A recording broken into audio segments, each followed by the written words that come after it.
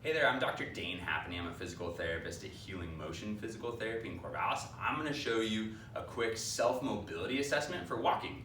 You see all these stretches for walkers out there, but how do you know if you're tight and you need to stretch? I'm going to kind of show you a quick, easy way. Certainly there's other ways to do it. And then you can also reference our 5 mobility exercises for walkers. All the stretches, if you can improve some of these, are going to be in there. So the first one is just an open book stretch. So for that, you're actually going to want to get on the ground.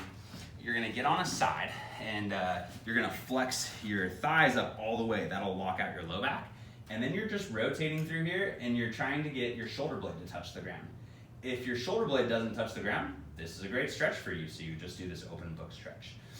Then the next thing we're gonna assess is if our hip flexors and kind of thoracic mobility is good enough. So we're gonna do a Cobra Press-Up.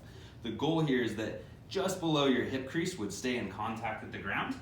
And with your hands underneath your shoulders, you're able to get a full lockout press up versus if you're kind of stuck here. If you can't do that, you probably need to work a little bit of the thoracic mobility as well as the hip flexor stretch. Another quick test for the hip flexor is just if you're in this position with your leg right directly under you, might need a knee pad for your knee, and you just tuck your pelvis all the way.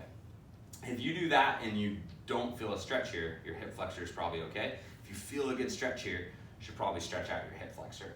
And then 2 others are a hamstring. So basically, keeping your knee straight all the way, you should be able to touch your fingers to the floor. And if you can't, you need a hamstring stretch. My knees bend a little bit.